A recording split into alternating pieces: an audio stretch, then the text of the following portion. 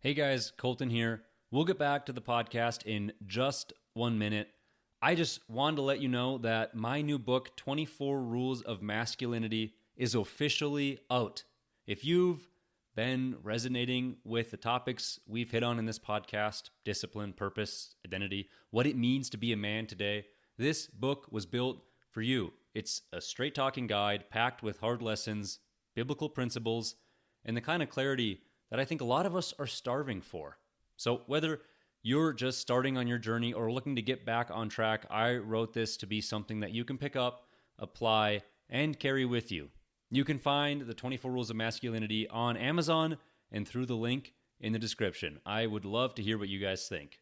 Now, back to the episode. Welcome back to Chasing Masculinity, the show where we're not just talking about what it means to be a man, we're building it brick by brick, principle by principle, in a world that's trying to tear it down. Today's episode might ruffle some feathers, but it's not really meant to provoke, it's meant to wake you up.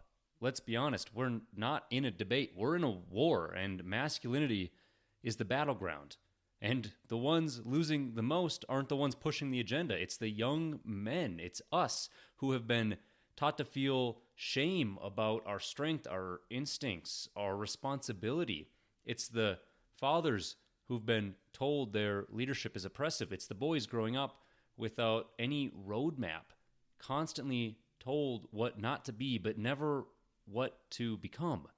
Let me make myself clear here. This episode isn't about defending outdated stereotypes or swinging into any sort of extreme. It's about just reclaiming what's always been true, that real masculinity is about strength that protects, conviction that leads, and restraint that honors God. And honestly, that's the heart of this show. Chasing Masculinity exists to help men build lives of strength, responsibility, and purpose, because we're living in a time where those three words are being silenced systematically and strategically. But Scripture, it doesn't call for us to stand silently, to stand aside. It calls for us to stand. It says in 1 Corinthians 16:13, be on your guard, stand firm in the faith, be courageous, be strong. If you're tired of feeling confused or passive or ashamed about your masculinity, you're in the right place. Let's talk about what's really happening and what men like us can do about it. All right, let's get into it.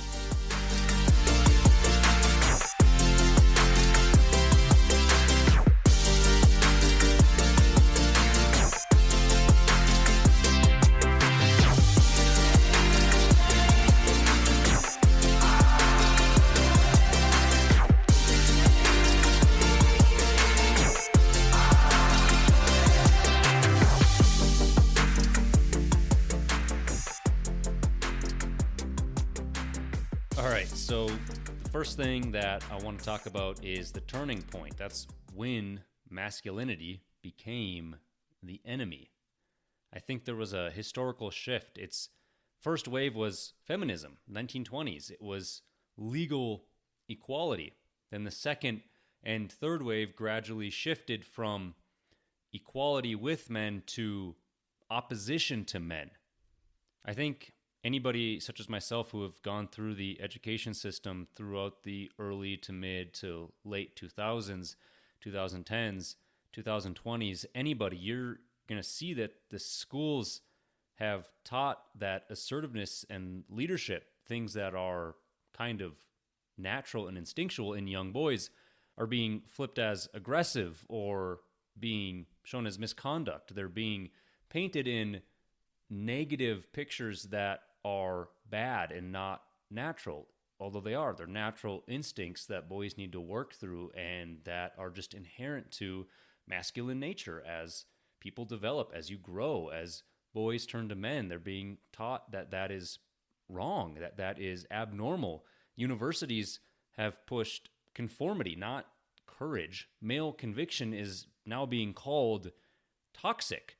I'm sure a lot of you have felt it personally, being told to suppress that natural masculine instinct like competition, getting the participation trophy, or just having confidence, being called cocky or mansplaining, or just having a natural desire for leadership, just having a desire to be more, to be a better version of yourself. That's now aggressive, that's over assertive, that's your masculine toxicity rubbing off on others. And this all started because what was a good thing, equality, what feminism was originally started for, has turned into men are the oppressors, therefore they are the bad guys. And if they are the bad guys, then they must be crushed. They must have the negative aspects. And that's not true at all. These masculine traits are not the enemy, and they shouldn't be suppressed. Just look at the modern messaging that boys are being conditioned to believe.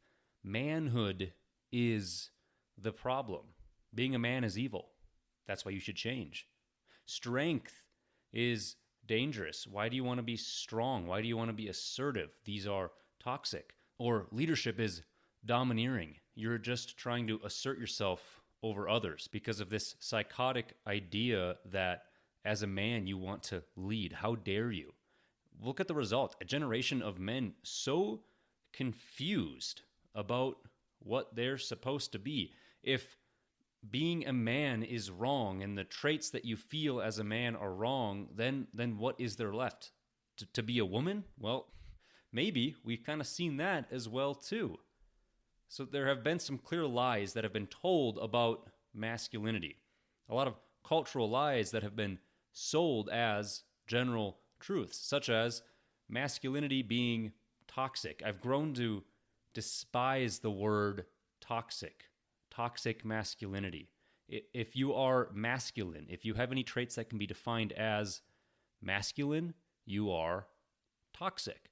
Or another one is male strength leads to abuse. If you're strong, if you're capable of being strong, then you are on the road to abuse. You are on the road of being overpowerful and overbearing, and you will be abusive because you have that strength.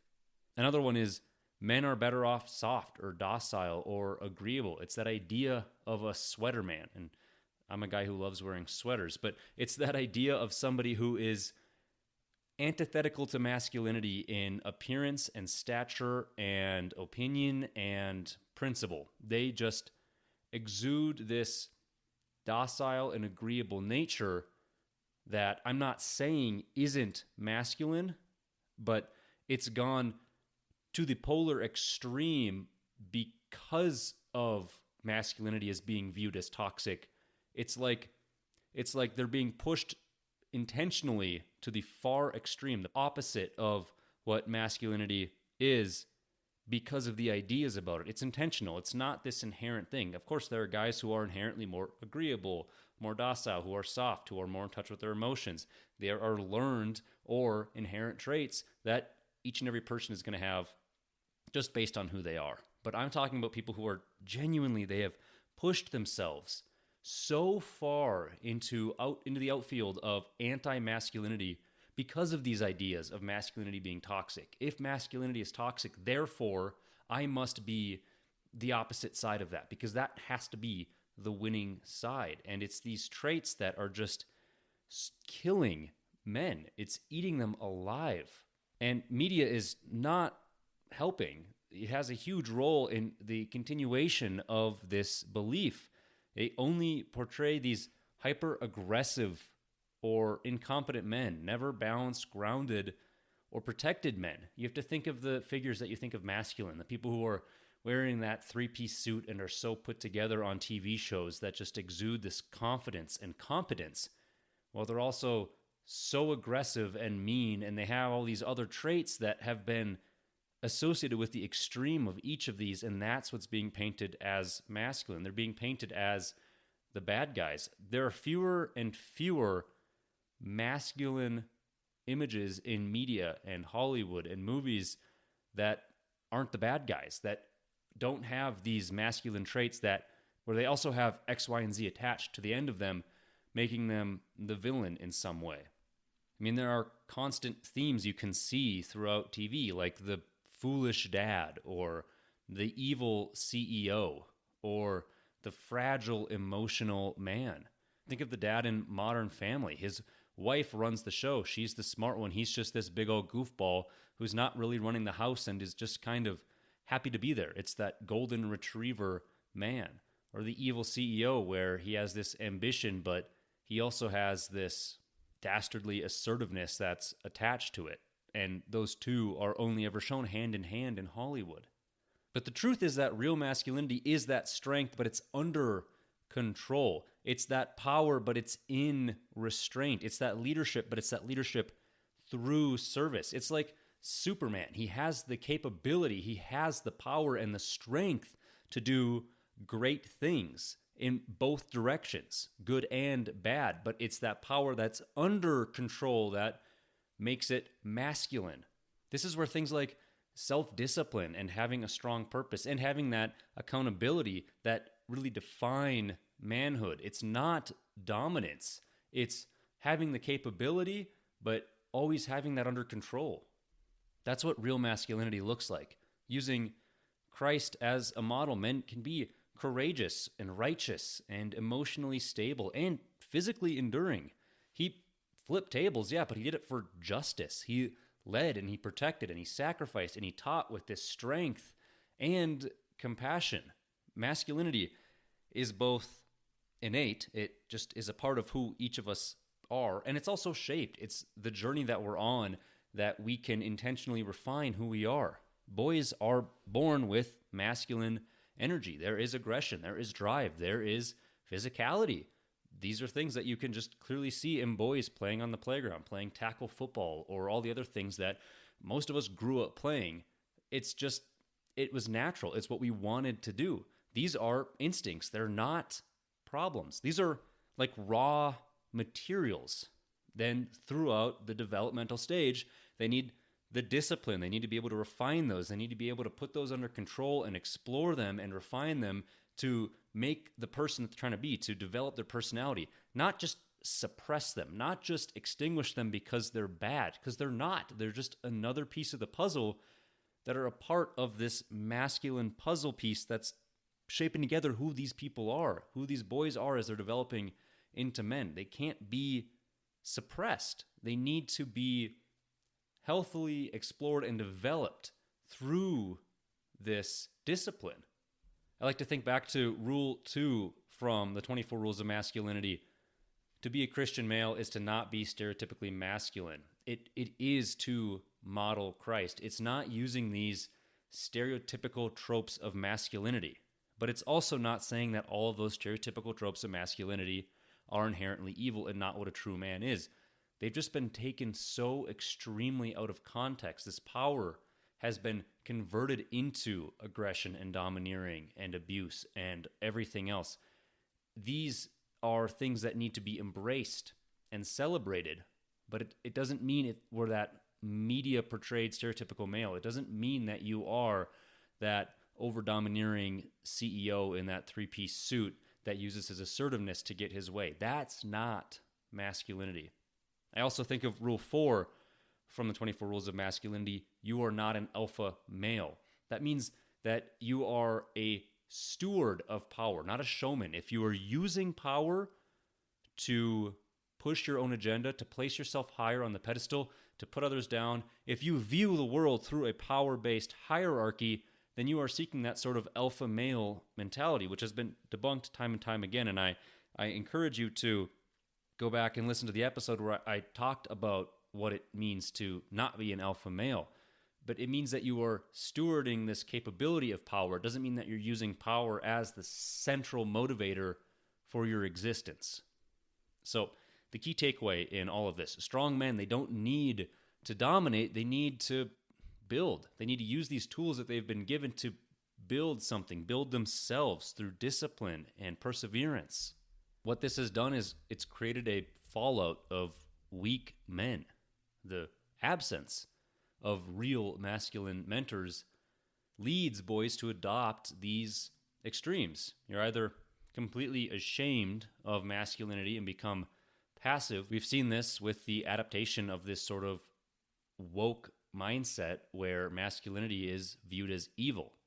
Or they swing to the complete other side of the fence, which is hyper aggression and hyper dominance and this ego driven power. And that's what's leading people to fall into the hands of people like Andrew Tate, who are using this power based hierarchy as a system to entrap and empower young men to feel better about themselves, but going about it the wrong way, using the very stereotypical things that we should be avoiding as a man. Even pop culture has replaced what it means to be a man. Hollywood is glorifying the softness and mocks traditional masculinity. Hollywood won't stop until it makes every man gay, or it makes every man emotionally dependent, and it just becomes a satire of what the male identity really is. This has some very negative real-world effects: fatherlessness and anxiety, this confusion with your identity and who you are. It's weakening the family structure. And when men disappear, chaos is going to fill the gap, because a part of being a man is to lead your house. And that doesn't mean through domineerance. That means fending off the chaos. It means fending off the evil and the things that will try to come and take your family and your sanity. That is one of your jobs as a man. And if you are not there when masculinity disappears, that gap will be filled.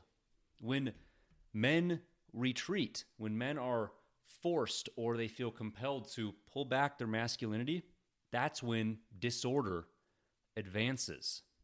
The world is trying to erase strength. There are deliberate societal trends.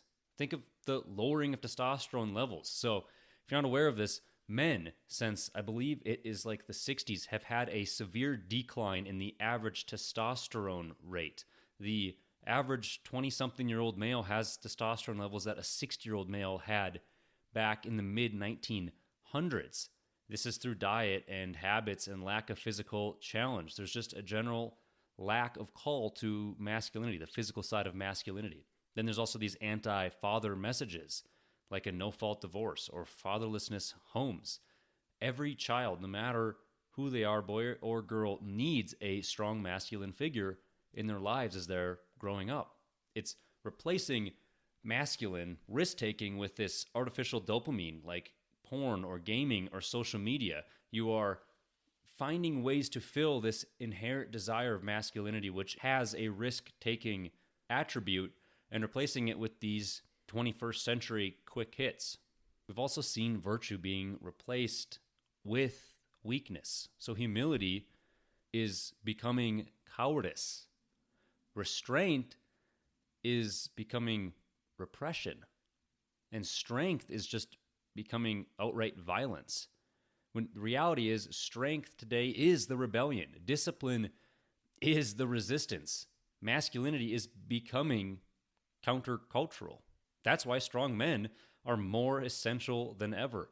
If feeling a little bit rebellious and stepping out of the cultural norm is what's going to motivate you, then great, because masculinity is no longer that. The nuclear family, a strong Christian household, is no longer the norm. So if you really want to be rebellious, there you go. There's your motivation. And men need to fight back. Don't become bitter. Don't become this hermit in a hole in the wall that just complains about everything and watches the world burn. Avoid bitterness. Bitterness is just this passive masculinity wearing a mask. Instead of reacting, build. Build a new model of masculinity, not based on ego, like what the Andrew Tates are talking about, this revenge style of masculinity, but rooted in discipline, rooted in faith, rooted in restraint, but also with a vision for what masculinity, what you as a man are supposed to be, what you can strive for day by day. There are practical ways that you can just actually physically push back. Form brotherhoods. That is, men who are calling you up, not just to hang out, but who are genuinely concerned and care about your development and well-being. Then you can also affirm honorable men publicly. You have to normalize good masculinity. When you see something, call it out. I know it's scary, social anxiety, sure. But if you see something, if you see somebody do something, if you see a friend exhibit a positive masculine trait or behavior, call it out. Call it out on the spot and compliment. We have to start publicly supporting each other for these acts of positive or healthy masculinity. And then also, another thing that you can do to push back is to invest in your family and your community. Don't just tweet about it, but actually invest your time. Be there physically. You need to find your example of masculinity to emulate. And that doesn't mean finding one person, because nobody's perfect, but that's pulling traits from many strong men to form your own ideal. Don't just copy one person. You need to cultivate. You need to come up with this vision of who you want to be as a man. And you can use that by pulling these very positive traits you see from other men that are around you in your life, or that you even see on social media, TV, movies. It doesn't matter. Pull the positive traits and use that as a mold for who you want to become as a man. So faith has a major role in masculinity and as your legacy as a man. Without faith, masculinity can become this performance of approval.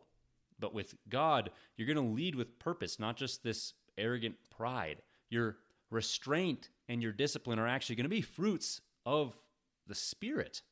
2 Timothy 1:7 says, "For the Spirit God gave us does not make us timid, but gives us power, love, and self-discipline." You have to have this legacy mindset. You're not building a platform. You're building something that your son can inherit. Think of that legacy. You are becoming the kind of man that others can count on when that storm hits.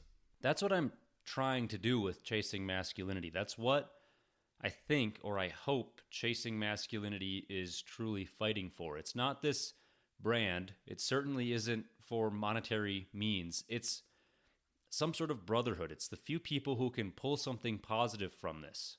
And what I'm trying to represent with all of this is this strength, this masculine strength without an apology. I don't want to. I'm tired of apologizing for trying to be a man, for trying to exhibit positive masculinity. It's become such a problem that it's even crept into my own home, where certain positive masculine traits are now viewed as borderline, again, the word toxic, because it's all around us. And that's what we need to fight against, because if we can't even keep this societal leeching of masculinity and degrading the great things that it has done from entering our homes, then we've truly lost that battle.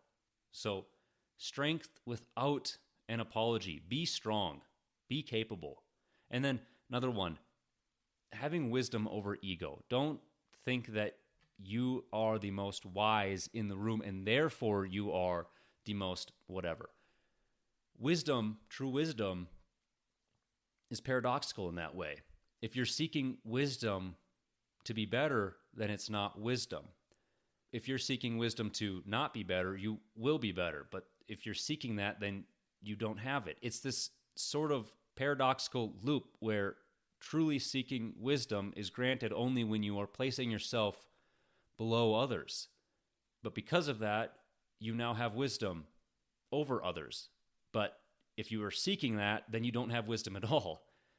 Needless to say, wisdom is this great tool that just takes time and effort and intentionality to grow in, and it is a great way to develop true masculinity, especially if you feel lost, if you don't know what path you should be on, if you don't know if it's a good or bad masculine trait, if you just feel lost in general. Wisdom. Seek wisdom, and eventually it will be made clear. And the last thing that I think Chasing Masculinity is trying to build, what it's trying to represent, is men who build families and stand against this cultural confusion. It's just another bit of ammunition to have against this battle that we're all fighting. And that's my position on this. I'm not the voice of masculinity. I'm just a voice. I'm just a brother. I'm just trying to help men based on things that I've found in my own life, found from different sources, from different books, from different mentors of mine, or just straight up the internet, trying to help men turn down this noise and turn up the truth about masculinity. I'm trying to make it a platform of clarity, not more chaos to put out into the world. So all that being said, what can we do this week? What is our application for how we can take back masculinity? The first one doesn't sound very masculine, but it's writing a diary. I'm just kidding. But it is a journal prompt. And that is sitting down and thinking about or writing about what lies about masculinity have I believed or accepted.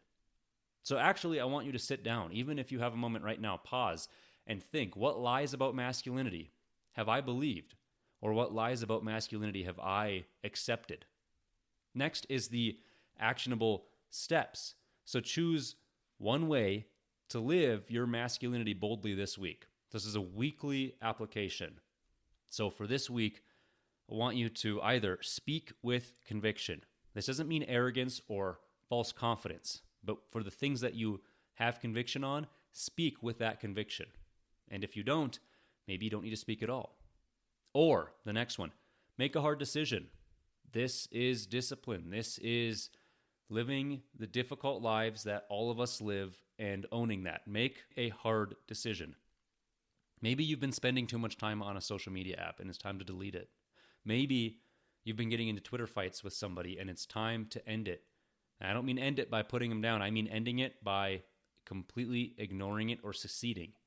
Maybe you have a conviction on the back of your mind and you've owed somebody money for a while and you're hoping that they forget. Whatever it is, just find a hard decision that you've been putting off and make it. Own it. Own that discipline because it's a building block towards masculinity. The last one that you can do is to lead your family with clarity. Now, this one's a bit more abstract, but just for this week, act with this conviction like you have this path and you know exactly where you need to lead your family. You know how to strongly and with conviction lead them. Even if you have to fake it a little bit just for this week, live that out. Another thing that I think we all need to do, all of us, even if you're doing another one of these, is to call or message a brother and just affirm him.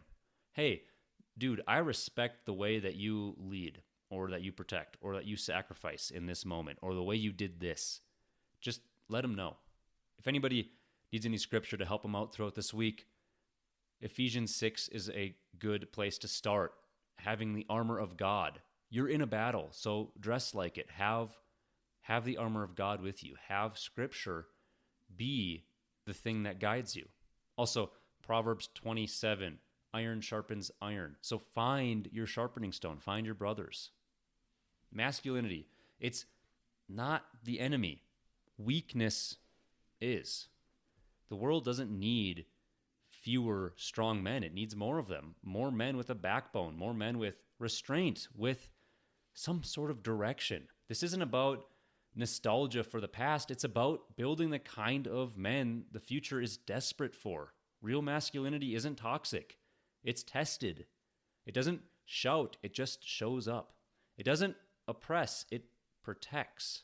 And it doesn't apologize for being exactly what God designed it to be. So here's your challenge. Call out one lie you've believed about masculinity and replace it with truth. Take one action that affirms your strength, not for attention, but for your own alignment for who you're supposed to be. And then reach out to one man in your circle or someone that you know and remind them that you were built to be strong. Remember this, we are not here to put on a costume of masculinity. We're here to live it, to own it, and through our legacy to pass it on. Because one day your son or somebody else's or someone that you know is going to look at your life and decide what manhood means. So keep becoming the man that the world can trust. The kind of man the world can follow, and the kind of man who doesn't back down from this fight. And as always, keep chasing masculinity. I'll see you guys in the next one.